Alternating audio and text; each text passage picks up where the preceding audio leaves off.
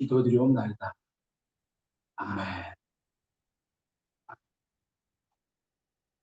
이 시간 하나님 말씀 봉독하겠습니다. 갈라디아서 1장 4절부터 5절 말씀.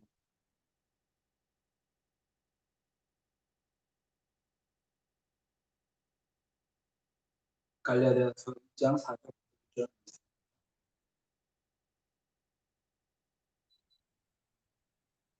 다 찾으셨으면 같이 봉독해 드리겠습니다.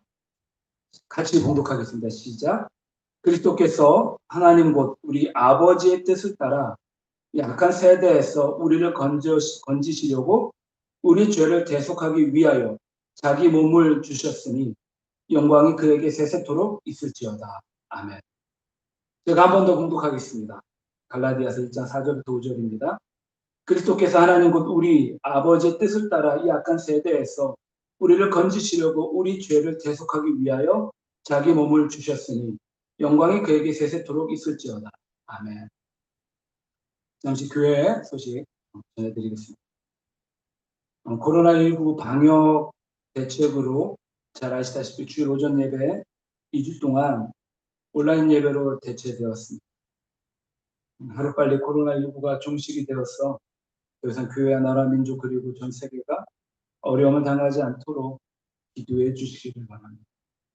그리고 어제 22일 토요일 최병선 집사님의 장인 어른께서 도전하셨습니다.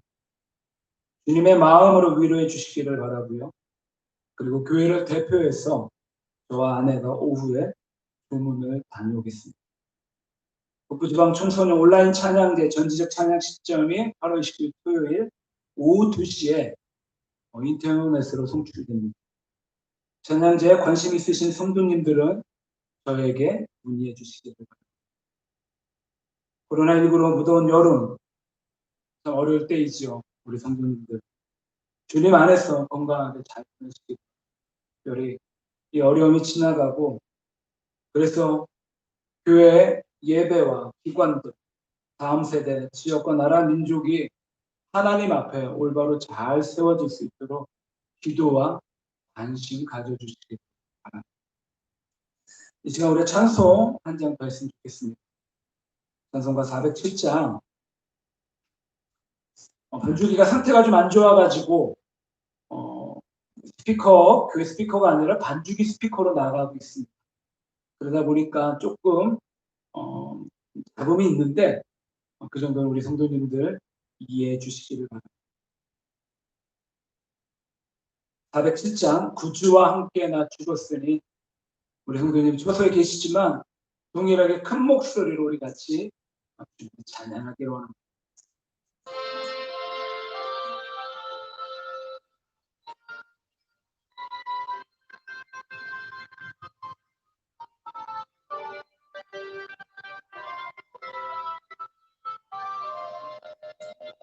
구주와 함께 나 죽었으니, 구주와 함께 나 살았도다. 영광의 그날에 이르도록 언제나 주만 바라봅니다. 언제나 주는 날 사랑하사 언제나 새 생명 주시나니, 언정의 그날에 이르도록 언제나 주만 바라봅니다. 마음속에 시험을 당할 때와 무거운 근심이 있을 때에 주께서 그때도 같이 하사 언제나 나를 도와주시네. 언제나 주는 날 사랑하사 언제나 새 생명 주시나니 영광의 그날에 이르도록 언제나 주만 바라봅니다. 여 아픈 눈물을 흘릴 때와 쓰라린 마음으로 탄식할 때 주께서 그때도 같이 하사 언제나 나를 생각하시네. 언제나 주는 날 사랑하사 언제나 새 생명 주시나니 영광의 그날에 이르도록 언제나 주만 바라봅니다. 내 몸의 약함을 아시는 줄 못 고칠 질병이 아주 없네. 괴로운 날이나 기쁜 때나 언제나 나와 함께 하시네. 언제나 주는 날 사랑하사 언제나 새 생명 주시나니 영광의 그날에 이르도록 언제나 주만 바라봅니다. 아멘.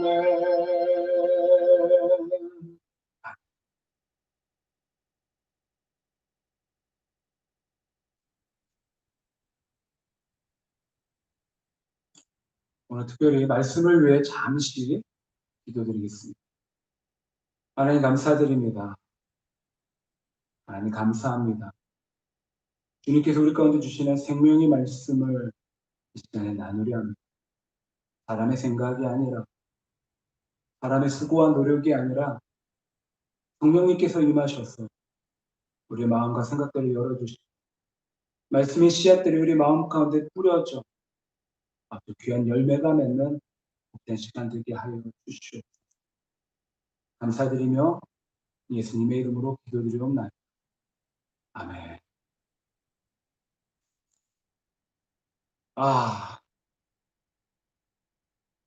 뭐라고 표현해야 될까요? 뭐라고 말씀을 드려야 될까요? 오늘 주일 예배는 사실 그 어느 때보다도 제가 마음이 많이 힘들고 아픕니다. 어느 때보다도 참 집중이 되지 않는 것 같습니다. 그럼에도 불구하고 마음을 되잡고 그럼에도 불구하고 하나님 앞에 예배를 드려야 된다는 너무나 고통스럽고 때로는 너무나 답답합니다.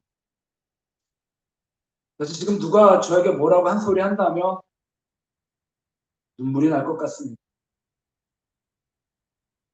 그 어느 때보다도 귀하고 복된 하나님을 찬양하고 하나님을 앞에 우리 마음을 내어놓고 하나님을 예배하는 아름다운 주일에 우리 교회 성도님들이 함께 모이지 못하고 찬양하지 못하고 기도하지 못하고 같이 예배하지 못해서 마음이 너무 아프고 막한 눈물이 날 것만 같습니다. 아마 이 마음은 저뿐만이 아니라 각자의 처소에서 예배를 드리시는 우리 성도님들의 마음도 동일할 거라고 생각합니다. 아니요. 우리뿐만이 아니라 어쩔 수 없이 함께 모이지 못해서 같이 예배를 드리지 못하는 대한민국의 모든 교회와 성도님들이 느끼는 그러한 마음일 것입니다.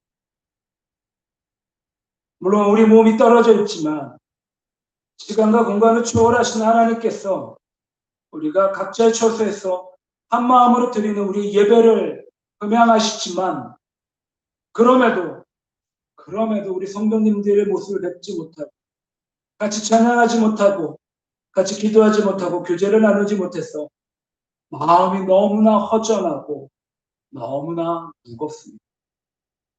그런데 왜 우리에게 이런 안타깝고 이런 어려운 답답한 일들이 일어날까요? 오늘 주일에 어쩔 수 없는 정부의 방역 지침 때문에 교회에 모여 예배를 드리지 못하지만 우리 삶 가운데 아니 전 세계적으로 전쟁이나 여러 기상적인 이변, 코로나19와 같은 사태들이 왜 벌어질까요? 그렇다면 코로나19, 이 세계적인 대유행, 팬데믹이라고 하죠. 이 팬데믹은 과연 하나님의 뜻일까요? 2020년 8월 19일 수요일 제가 이 말씀을 준비하면서 이날은 사실 정부에서 교회 안에 전면적인 비대면 예배 및 모든 행사와 모임이 금지된 날인 수요일 한국 시간으로 오전 8시에 우리나라 확진자가 얼마냐면 16,058명, 사망자는 306명, 코로나19에 감염된 전 세계 확진자는 2,222만 명이었고 그중에 사망자가 78만 명이었습니다. 왜 이렇게 엄청난 일들이 벌어지고 말까요? 이런 일들로 왜 교회가 어려움을 당하고 이러한 일들로 왜 우리가 모여 하나님 앞에 예배를 드리지 못할까요? 왜 이런 일들로 말미암아 교회가 어려움을 당하고 세상 사람들에게 핍박을 당할까요? 그렇다면 이 코로나19가 과연 하나님께서 허락하신 일들일까요? 우리는 인생을 살면서 참으로 고통스러운 시간을 많이 만나고 지나갈 때가 있습니다. 그럴 때마다 이런 질문을 던지게 되죠.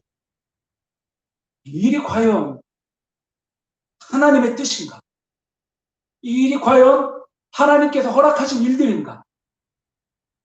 그렇게 묻는다면 전 세계 1차 대전, 2차 대전, 600만 명이나 되는 유대인들 학살, 일제 탄압, 한국 전쟁, 수많은 사람들의 죽음과 남북의 분단, 여전히 핍박받고 있는 북한의 교회들.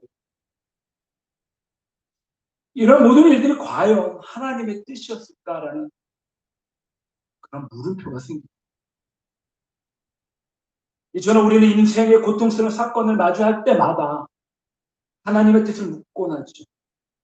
만약 코로나19로 인하여 많은 사람들이 사망한 것을 하나님의 뜻이다라고 말한다라고 하면 그 신앙적인 배경에는 다음과 같은 성경 말씀이 전제되어 있습니다. 마태복음 10장 29절에 참새 2마리가 한 아사리온에 팔리지 않는 그러나 너희 아버지께서 허락하지 아니하시면 그 하나도 땅에 떨어지지 아니하리라. 우리는 천지를 창조하시고 운행하시는 하나님을 믿습니다. 하나님의 통치는 이 세상, 이 우주를 넘어 온 우주에 충만하십니다. 그런 관점에서 본다면 이 세상에서 일어나는 모든 일들은 하나님의 뜻 아래 있다라고 할 수 있습니다. 마찬가지로 성경에서도 이런 관점을 지지해주는 말씀들이 참 많이 있습니다.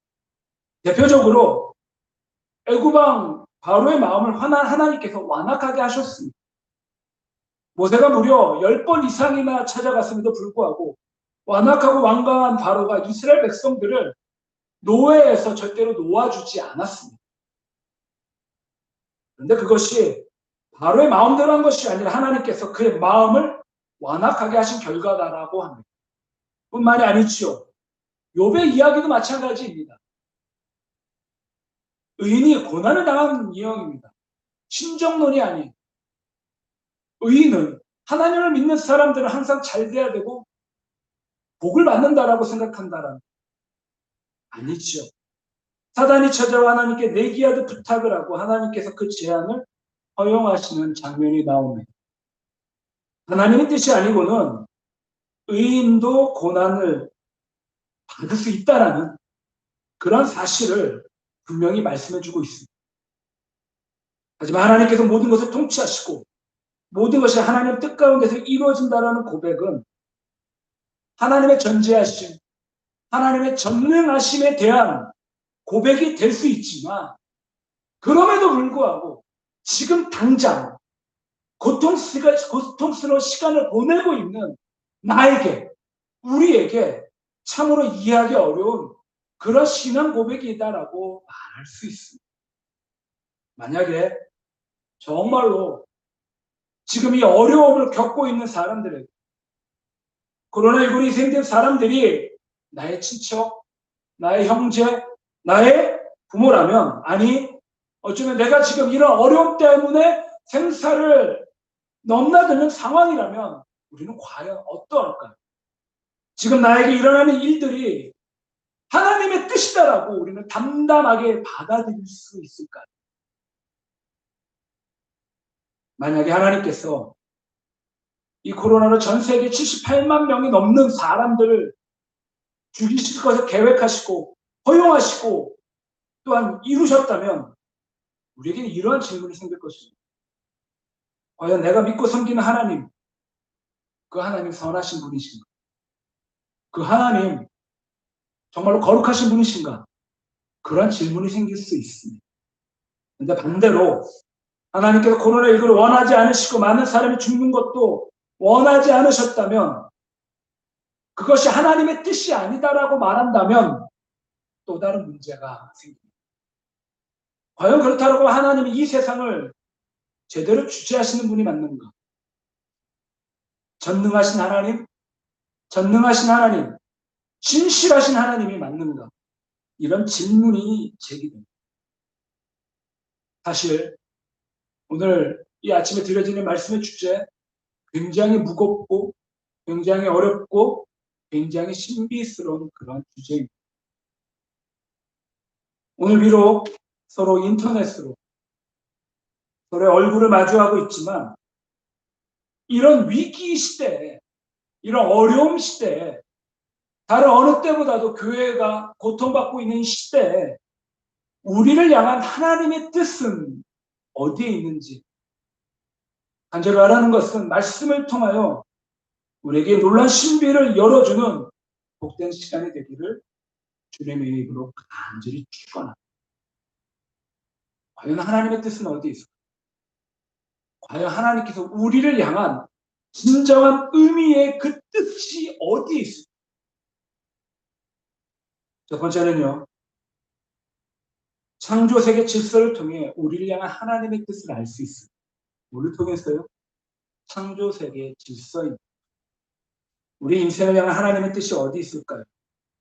우리가 하나님의 뜻을 찾으려 할 때에는 한 가지 주의해야 될 점이 있습니다. 그것은 너무나 단순하게 하나의 사건, 하나의 시간대에만 얽매여서는 안 된다는 것이죠. 아주 적절한 예는 아니지만요, 이러한 생각을 해볼 수 있습니다. 초등학교에 다니는 어린아이가 있어요. 근데 이 엄마가 아이에게 이런저런 공부를 시킵니다. 엄마가 욕심이 좀 많아요. 수학학원도 다니고 영어학원도 피아노 학원, 태권도 운동도 해야 됩니다. 아이는 해야 될 공부가 참 많이 있습니다. 그렇다면 이 아이를 향한 엄마의 뜻은 무엇일까요?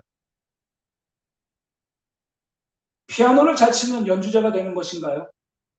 태권도를 잘하는 운동선수? 아니면 아이들에게 영어와 수학을 잘 가르치는 선생님?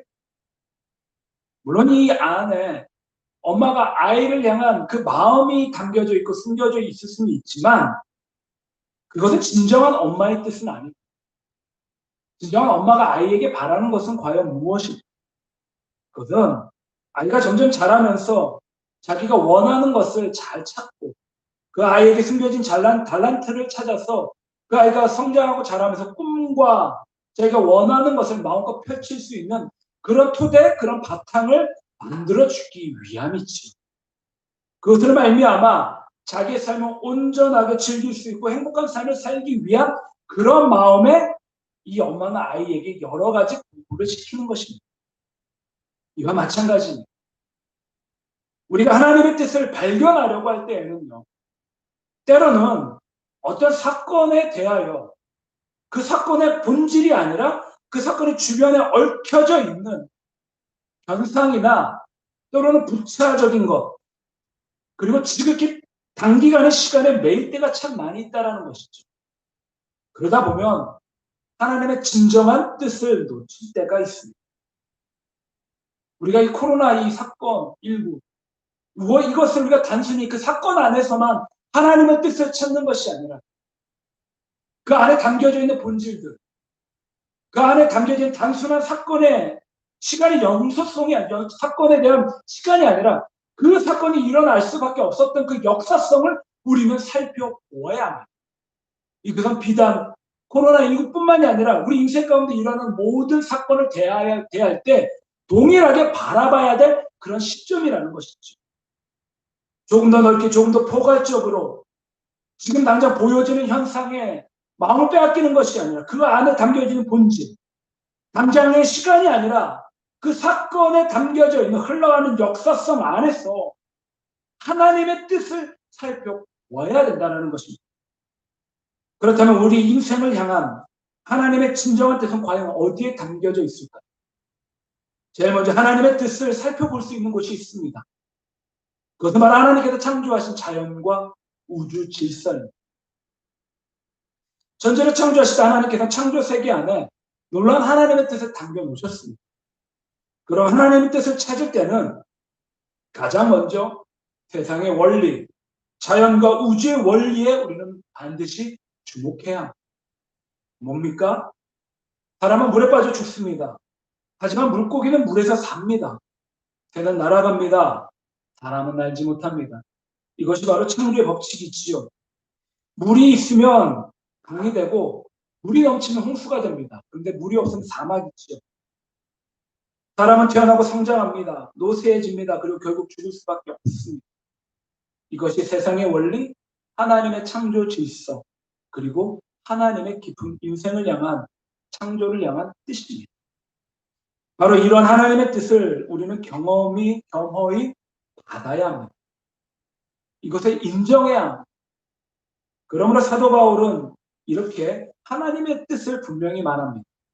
로마서 1장 20절에 창세로부터 그의 보이지 아니하는 것들, 곧 그의 영원하신 능력과 신성이 그가 만드신 만물에 분명히 보여 알려졌나. 그러므로 그들이 핑계하지 못하지. 하나님께서는 이미 온 우주 만물에 자연 질서 안에 하나님의 뜻을 담아 주셨는데도 불구하고 자연과 우주가 그 뜻에 따라 움직이고 있음에도 불구하고 우리는 여전히 하나님의 그 뜻을, 하나님의 의지를 다른 곳에서 찾으려고 할 때가 많이 있습니다. 하나님은 만물 가운데 분명하게 하나님의 뜻을 담아 두셨습니다. 간절히 말하는 것은 온 세상 가운데 하나님의 지문인 자연을 통해 우리를 향한 하나님의 뜻을 잘 살피시는 성도님들이 되시기를 주님의 이름으로 간절히 축원합니다. 창조 질서입니다. 가장 먼저 하나님의 뜻입니다. 두 번째, 어디서 우리는 하나님의 뜻을 찾을 수 있을까? 우리는 너무나 잘 알고 있습니다. 그런데 또 때로는 그것을 너무나 쉽게 간과할 때가 있죠. 바로 말씀입니다. 말씀을 통해 하나님의 뜻을 우리는 알 수 있습니다. 하나님의 뜻을 보다 분명하게 하나님의 말씀에 성경에 새겨 놓으셨습니다. 성경은요, 온통 하나님의 뜻으로 가득 차 있습니다. 하나님은 성경 안에 많은 사건, 말씀을 통하여 하나님의 뜻을 우리 가운데 분명히 드러나 주셨습니다. 주 하나님이 아담과 하와를 창조하시고 지금 남자와 여자 가정을 만드시고 생육하고 번성하고 땅에 충만하라라고 말씀하셨습니다. 이것이 하나님의 본래 뜻입니다. 그러게 제3의 섬은 없습니다. 남자와 여자의 창조는 하나님의 창조입니다. 그리고 창조의 목적은 분명하게 말씀을 드려 생육하고 번성입니다. 이것이 하나님의 뜻입니다. 또한 하나님은 인간에게 만물을 다스리도록 명령하셨습니다. 만물을 다스리는 권한을 다른 어느 누구에도 아닌 인간에게 부여해 주셨습니다. 이것이 하나님의 뜻입니다. 나아가 각종 나무에서 열매가 열리며 사람들은 그것을 먹을 수 있습니다. 이것이 하나님의 뜻입니다. 하나님께서 우리에게 허락하신 세상의 먹거리를 먹을 권리가 우리에게 있습니다. 이것이 하나님의 뜻이죠. 그리고 하나님은 모세를 통하여 시내산에서 십계명과 그리고 율법인 레위기를 통해 이스라엘 백성에게 이런 하나님의 뜻을 분명하게 전달했습니다. 그 외에도 구약 성경의 수많은 말씀들은 하나님의 뜻을 분명히 증거합니다. 한 걸음 더 나아가 신약 성경에도 마찬가지로 하나님의 뜻을 예수님의 말씀을 통하여 우리 가운데 명확하게 말씀하셨습니다. 이렇듯 성경 말씀 안에 온전히 하나님의 뜻들이 드러나 나타나 있죠. 그러므로 예수님은 제자들에게 친히 이렇게 말씀하셨습니다. 요한복음 15장 22절에 내가 와서 그들에게 말하지 아니하였다면 죄가 없으려니와 지금은 그 죄를 핑계할 수 없느니라. 하나님께서 구약의 선지자들을 통하여 말씀하지 않으셨다. 하나님께서 예수님을 통하여 신약 성경에 말씀하지 않으셨다면 우리는 하나님의 뜻을 몰랐다라고 핑계할 수 있을 것입니다. 하지만 구약 말씀을 통하여 그리고 예수님께서 신약 성경을 통해 직접 우리에게 말씀하시고 가르쳐 주셨습니다. 그러기에 우리는 절대로 핑계할 수가 없습니다. 이미 말씀 안에 하나님의 뜻이 가득가득 들어있습니다. 그러면 하나님의 뜻을 찾으려는 사람들은 하나님이 창조하신 이 온 우주 만물 대자연을 바라보고 잘 이해할 수 있어야 합니다. 그리고 한 걸음 더 나아가 하나님의 말씀인 성경 말씀은 날마다 읽고 묵상하고 연구해서 우리 마음에 새겨야 합니다. 하나님의 뜻은 온 세상과 우주에 온전히 밝게 드러나 있으며 하나님의 말씀의 성경 안에 온전히 잘 드러나 있습니다. 간절히 바라는 것은 다른 무엇보다 말씀을 통하여 이 세상에 또한 성도님들에게 그리고 우리에게 하나님의 뜻이 과연 무엇인지 묵상하고 연구해서 주님의 마음을 깨달으시는 성도의 삶이 되시기를 주님의 이름으로 또한 축원드립니다. 첫 번째는 창조 질서입니다. 그리고 두 번째는 성경 가운데 하나님의 뜻을 찾을 수 있습니다. 그러면 과연 하나님의 그 진정한 뜻은 무엇일까? 아까도 말씀드렸듯이 우리가 단순히 사건이나 시간대에 얽매이는 것이 아니라 우리 인생을 향한 하나님의 그 깊은 진정한 뜻은 과연 무엇일까?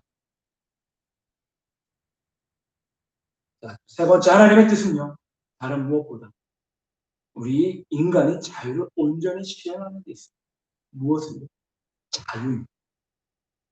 지금 이러한 말씀이 코로나19로 어려움을 당하고 있는 사람들의 비극을 모두 설명할 수는 없습니다. 그렇다면 이러한 비극은 어떻게 더 우리에게 일어날 것일까요? 하나님의 뜻을 우리가 어떻게 분별할 수 있을까요?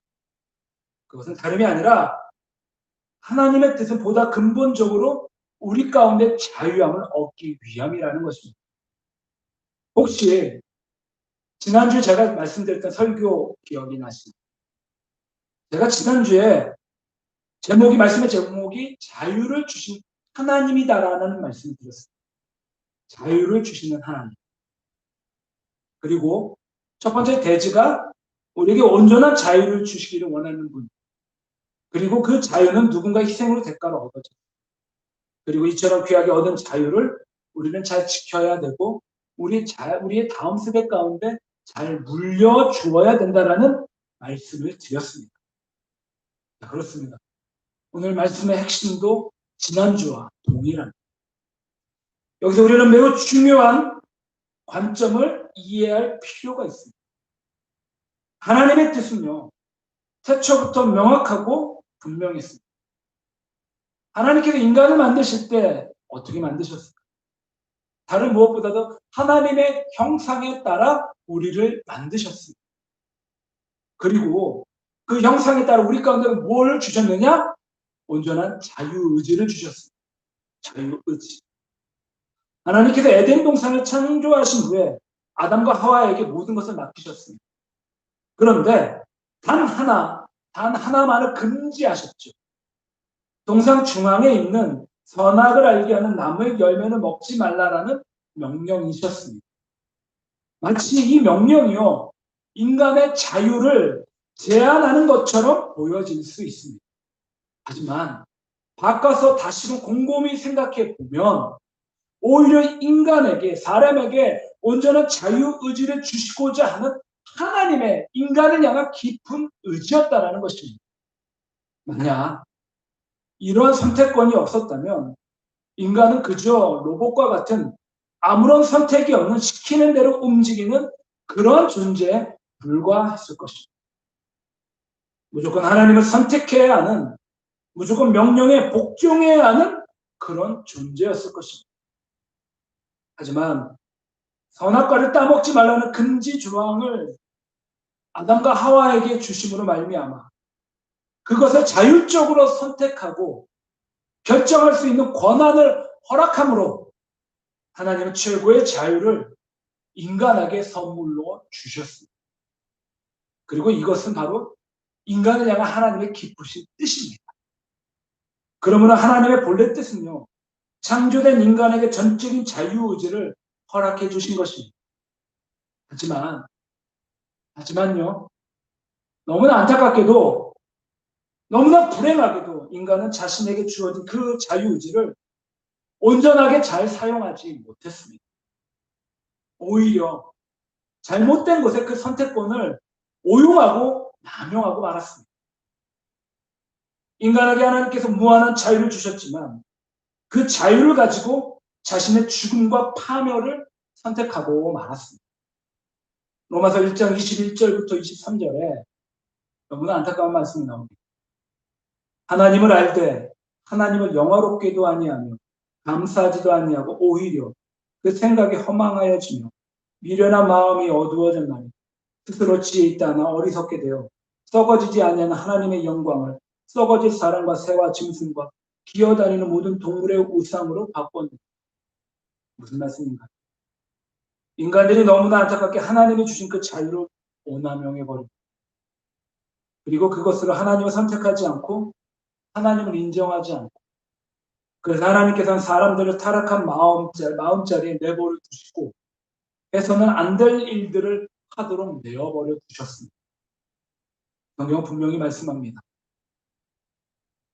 그런 면에서 지금 이 땅에서 벌어지는 많은 불행한 일은요, 하나님께서 우리 인간에게 주신 그 자유를, 그 온전한 그 자유의지를 남용하거나 오용한 인간이 스스로 초래한 그런 산물이라는 것이죠. 하나님으로부터 무한한 자유를 받은 인간들의 욕심이 만들어낸 너무나 비극적인 사건들이라는 것입니다. 일제 침략, 6.25 전쟁, 하나님으로부터 무한한 자유를 부어받은 인간이 이기심과 정복용, 폭력성으로 만들어낸 비극이 그와 같은 전쟁과 침략이었습니다. 지금 우리가 겪고 있는 이 코로나19, 우리가 한번 좀 바라봤으면 합니다.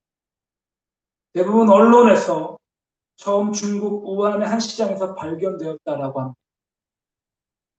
그런데 그곳에 인간이 먹지 말아야 할 많은 생명체가 있었는데 인간의 탐욕이 그저 먹거리로 삼은 것이 문제였습니다. 그 생명체들을 숙주한 병균이 인간의 몸에 들어오면서 결국 이런 사태까지 이르게 되었다라고 합니다. 인간의 무한한 욕심과 탐욕이 빚어낸 대참사입니다. 하나님으로부터 무한한 자유를 부여받은 인간인데 정말로 불행한 결과를 초래할 수 있었다라는 것이죠. 우리를 향한 뜻은, 하나님의 뜻은 명확합니다. 하나님은 우리에게 참된 자유를 주시고자 합니다. 그리고 그 자유를 누리라고 하십니다. 그런데 죄악과 탐욕에 찌든 인간은 그 자유를 남용하고 오용하고 말았습니다. 그러면서 여전히 놀랍게도 이런 악한 인간을 향해 하나님의 뜻이 있습니다. 그것은 다름이 아니라 우리 인간의 회복과 구원입니다. 오늘 말씀의 결론은 지난주와 동일합니다. 이런 인간의 실패에도 불구하고 하나님은 여전히 인간을 사랑하시며 또다시 자유를 주고자 하신다는 것입니다. 인간의 왜곡된 문제들을 풀어주기를 원하시며 참된 자유를 허락하시며 구원해 주시기를 원하십니다. 이것이 하나님의 뜻이다라고 성경은 우리 가운데 분명하게 말씀합니다. 오늘 본문이 그 사실을 증거합니다. 갈라디아서 1장 4절. 제가 가지고 있는 성경은요, 신약 302페이지에 있습니다. 갈라디아서 1장 4절 같이 한번 우리 성도님들 되게 계시지만 같이 공독하겠습니다. 시작. 그리스도께서 하나님 곧 우리 아버지의 뜻을 따라 이 악한 세대에서 우리를 건지시려고 우리 죄를 대속하기 위하여 자기 몸을 주셨습니다. 여기에 명확하게 아버지의 뜻이 나옵니다. 아버지의 뜻. 세번역은 이렇습니다. 예수 그리스도께서는 하나님 우리 아버지의 뜻을 따라 우리를 이 악한 세대에서 건져주시고 우리의 죄를 대속하기 위하여 자기 몸을 바치셨습니다. 하나님은 우리를 살려주시기를 원하십니다. 우리가 잘못해서 만들어낸 여러 가지 인생의 모든 문제들을 해결해 주시고 우리를 본래의 모습으로 회복해 주기를 원하십니다. 우리 모두가 구원받기를 원하십니다. 이것이 하나님의 진정한 뜻입니다. 우리가 지역적인 사건에 얽매이지 않기를 바랍니다. 그것의 마음과 생각을 빼앗기지 않기를 바랍니다. 누가 잘했는지 누가 잘못했는지 따지지 않기를 바랍니다. 그 안에 담겨져 있는 본래의 본질을 밝히 알기로. 인간은 하나님께서 자유 주신 자유를 잘못 사용해 죄의 노예가 되어버렸습니다. 죄의 결과는 사망입니다. 이 사망의 문제에서 누가 우리를 구원해 줄 수 있을까? 우리는 탄식할 수밖에 없습니다. 인간이 누리고 있던 자유를 통해 얻은 결과가 인간의 고통뿐이라는 것입니다. 이런 인간을 구원하시기 위해 하나님께서 자신의 아들인 성자 예수님을 이 땅에 보내주셨습니다. 예수님을 통해 우리를 이 땅의 모든 죄악의 뿌리, 사망의 권세, 고통과 고난의 현실에서 해방시켜 주시기를 원하십니다. 예수 그리스도의 보혈로 우리를 구원해 주시기를 원하십니다. 그리고 다시 자유롭게 우리를 자유를 얻어 온전한 자유를 얻기를 또한 원하십니다. 그리고 이것이 바로 우리를 향한 하나님 아버지의 진정한 뜻입니다. 사랑하는 성도님들, 우리의 고통이 어디서 왔을까요? 우리가 자연의 질서를 어기고 살아가는 것입니다. 우리의 고통이 어디서 왔을까요? 하나님께서 우리에게 주신 자유를 오용하고 남용한 결과입니다. 우리가 다른 사람들에게 손가락질하지 않게 내가 성도라면, 내가 그리스도인이라면 예수님이 우리를 구원해 주신 것을 마음으로 믿고 입으로 시인하는 그 돌팔매질을 잘 수용하시겠다. 하나님께서 말씀해 주신 그 말씀을 따라 살지 않는 결과입니다. 하지만 놀랍게도 하나님은 우리를 또다시 부르시고 우리를 또다시 고쳐주시기를 원합니다. 이것이 하나님의 뜻이고 우리를 다시금 회복시켜 주십니다. 이것이 하나님의 숭고한 원대한 뜻이며 나를 향하신 우리를 향하신 여전히 변치 않는 하나님의 뜻입니다. 우리는 정말 많이 망가졌어요. 너무나 많이 망가졌기 때문에 우리 스스로 돌아볼 힘조차 우리가 없습니다. 하지만 얼마나 망가져서 상관없습니다. 그것은 중요하지 않습니다. 정말 회복할 수 없을 만큼 망가져도 상관없습니다. 하나님 우리를 다시 살리시기를 원하십니다.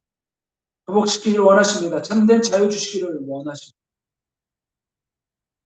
사망으로부터의 자유, 모든 것으로부터 자유, 이런 자유를 주시기를 원하시고 인생이 누리시기를 원하십니다. 여전히 우리 가운데는 희망이 있습니다. 하나님께서 궁극적으로 우리를 구원하시고 온전히 회복시킬 것입니다. 여기에 희망이 있습니다. 아담과 하와가 선악과를 따먹었을 때, 그래서 하나님과 멀어지게 되었을 때 어떤 일이 벌어졌습니까? 하나님께서는 자신의 아들 예수 그리스도를 구원자로 세우실 것을 결심하고 계셨습니다. 대초에 인간이 잘못으로 얼룩진 현실 가운데 하나님께서 한 동물을 죽이시고 피를 흘리게 하셔서 가죽옷을 지어 그에게 입혀주셨습니다. 그의 수치를 가리워 주셨습니다. 피의 희생을 통한 하나님의 구원, 하나님의 역사가 이미 계획되어 있습니다. 사랑하는 성도님들, 하나님의 뜻은 분명합니다. 인간의 자유, 인간의 구원, 나의 자유, 나의 구원. 성경은 명확하게 말씀하십니다. 그렇게 하나님의 곧 우리 아버지의 뜻을 따라 우리를 건지시려고 우리 죄를 대속하기 위하여 자기 몸을 주셨다라고 명확하게 말씀하십니다. 진리 되시는 예수님께서 우리에게 자유를 주시기 위해 이 땅에 오셨습니다. 간절히 바라는 것은 이 자유를 우리가 믿음으로 붙잡고 우리의 삶 속에서 하나님의 말씀을 지키며 살기 위해 힘쓰고 애쓰시기를, 예수님의 희생을 통하여 우리는 자유를 얻었습니다. 우리의 삶 속에 뿐만 아니라 내 영혼의 풍성한 자유를 허락해 주셨습니다. 사랑하는 성도님, 간절히 바라는 것은 우리 인생이 다른 무엇보다도 하나님께 영광을 돌리며 늘 성도의 자유함으로 세상에서 말하는 그런 핍박과 어려움과 고통과 주님의 이름을 잘 수용하시기 바랍니다. 그래서 세상의 빛이 되시고 세상의 소금이 되시어 세상을 밝혀주시고 세상에 짠맛을 내는 귀하고 복된 아름다운 이 땅 가운데 하나님의 뜻, 온전한 자유함을 누리시는 귀하고 복된 성도의 삶이 되시기를 이 아침에 주님의 이름으로 간절히 축원합니다. 아멘. 기도하겠습니다. 주님 사랑합니다. 주님 사랑합니다. 하나님 아버지의 그 뜻, 우리를 향한 그 아버지의 뜻을 잘 알았습니다. 단순히 한 사건이나 단순히 나에게 일어나는 고통과 고난에 하나님의 뜻을 묻는 것이죠. 그 안에 담겨있는 깊은 주님의 우리를 향한 그 은혜들, 예수님을 통하여 주신 그 자유, 우리를 향한 구원, 그 어느 때보다도 이 어려운 시기에 우리가 더 깊이 알아가게 하여 주시오. 그래서 예수님의 보혈로 구원을 받은 성도가 이 땅 가운데 주님의 이름으로 참된 자유함을 누리게 하여 주시옵소서. 세상의 주류에 휩쓸리지 않기를 바랍니다. 세상의 돌팔매질에 우리가 발끈하지 않기를 원합니다. 여전히 성도로서 세상의 빛과 소금의 역할들을 잘 감당하기를 원합니다. 세상의 교훈이나 세상의 법칙들에 우리 마음을 빼앗기지 않기를 원합니다. 온 우주 만물을 보며 말씀을 따라 살아가는 그런 자유함을 얻는, 아버지의 뜻을 따라 살아가는